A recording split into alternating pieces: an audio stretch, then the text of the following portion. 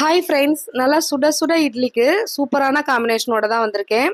நல்லா நல்லெண்ணெய் விட்டு நாட்டுக்கோழி குழம்பு நல்லா காரசாரமாக சாப்பிட்டா எப்படி இருக்கும் சொல்லவே வேணாம். ரொம்பவே டேஸ்டியாக இருக்கும். இந்த குழம்பு செய்யறது ரொம்பவே ஈஸி தான். வாங்க எப்படி செய்யறதுன்றதை பார்த்துடலாம். இப்போ ஒரு கடாய் அடுப்பில் வச்சுக்கோங்க. கடாய் சூடானதுக்கு அப்புறமா 1 ஸ்பூன் அளவுக்கு சீரகம், 1 ஸ்பூன் அளவுக்கு சோம்பு சேர்த்துக்கோங்க. ஒரு 2 ஸ்பூன் அளவுக்கு பிளாக் பெப்பர் சேர்த்துக்கலாம். பெப்பர் வந்து காரமாக இருக்கும், கொஞ்சமாக சேர்த்துக்கோங்க. சேர்த்துட்டு கொஞ்சமாக கருவேப்பிலையெல்லாம் சேர்த்துக்கோங்க. சேர்த்து நல்லா ட்ரை ஃப்ரை பண்ணிக்கோங்க. இந்த மிளகு சீரகம் எல்லாம் நல்லா வறுத்து வரும்போது நல்லா வாசனை வரும், அந்த அளவுக்கு வறுத்து விட்டுக்கோங்க. ஒரு 1.5 ஸ்பூன் அளவுக்கு முழு தனியாக சேர்த்துக்கோங்க. சேர்த்து இது எல்லாத்தையும் நல்லா ட்ரை ஃப்ரை பண்ணிவிட்டு இது ஆறட்டும், நம்ம பொடியாக அரைச்சி எடுத்துக்கலாம். இப்போ அதே கடாயில் எண்ணெய் சேர்த்துக்கோங்க. நல்லெண்ணெயில் செய்யுங்க, குழம்பு அப்போ தான் ரொம்பவே டேஸ்டியாக இருக்கும். எண்ணெய் சூடானதுக்கப்புறமா ஒரு 10 பல் பூண்டு சேர்த்துருக்கேன், ஒரு துண்டு இஞ்சி, இது எல்லாத்தையும் நல்லா வறுத்து விட்டுக்கோங்க. இஞ்சி பூண்டு நல்லா ராஸ்மல் போகிற அளவுக்கு நல்லா வறுத்துக்கோங்க. இப்போ 200 கிராம் அளவுக்கு சின்ன வெங்காயம் எடுத்திருக்கேன், அதை சேர்த்துக்கலாம். சின்ன வெங்காயத்தில் செய்யும்போது குழம்பு ரொம்பவே டேஸ்டியாக இருக்கும். கண்டிப்பாக சின்ன வெங்காயத்தில் செய்யுங்க, பெரிய வெங்காயம் வேணாம். இப்போ வெங்காயம் ஓரளவுக்கு வதங்கிடுச்சு. இந்த ஸ்டேஜில் கொஞ்சமாக புதினா இலை சேர்த்துக்கலாம்.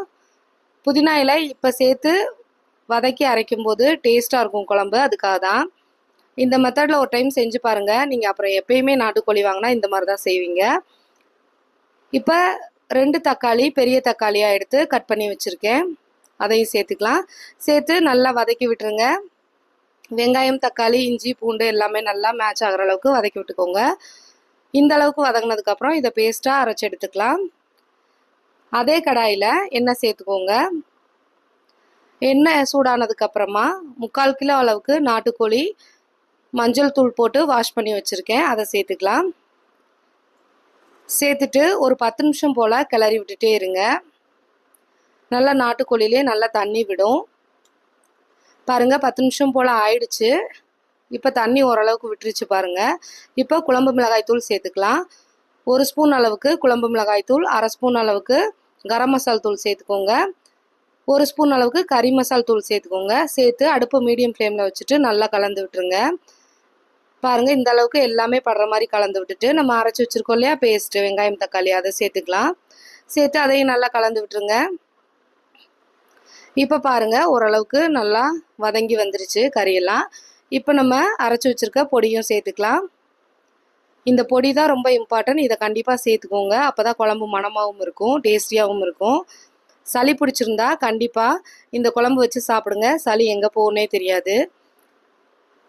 இப்போ நான் மிக்ஸி ஜாரை கழுவி தண்ணி சேர்த்துக்கிறேன். உங்களுக்கு எந்த அளவுக்கு குழம்பு தேவையோ அந்த அளவுக்கு தண்ணி சேர்த்துக்கோங்க. சேர்த்து கலந்து விட்டதுக்கப்புறமா நான் முதல்ல உப்பே சேர்க்கல, தேவையான அளவு உப்பு சேர்த்துட்டு கொஞ்சமாக மல்லி இலையும் சேர்த்துக்கோங்க. இப்போது ஒரு 10 நிமிஷம் போல் மீடியம் ஃப்ளேமில் கொதிக்க விடுங்க. நல்லா கிளறி விட்டதுக்கப்புறம் பாருங்கள், குழம்பு கிரேவி ஸ்ட்ரெச்சருக்கு வந்துருச்சு. இன்னும் ஒரு 10 நிமிஷம் போல் நல்லா கொதிக்க விடுங்க மீடியம் ஃப்ளேமில் வச்சு. பாருங்கள், குழம்பு நல்லா எண்ணெயெல்லாம் பிரிஞ்சு சூப்பராக கிரேவி ரெடி ஆயிடுச்சு. இதில் கொஞ்சமாக மல்லி இலை பொடியாக நறுக்குனது சேர்த்துட்டு சூடாக இட்லி, தோசை, சப்பாத்தி, ரைஸ்க்கும் ரொம்பவே சூப்பர் காம்பினேஷனாக இருக்கும். செஞ்சு பார்த்துட்டு எப்படி இருக்குன்னு கமெண்ட்டில் சொல்லுங்கள். தேங்க்ஸ் ஃபார் வாட்சிங்.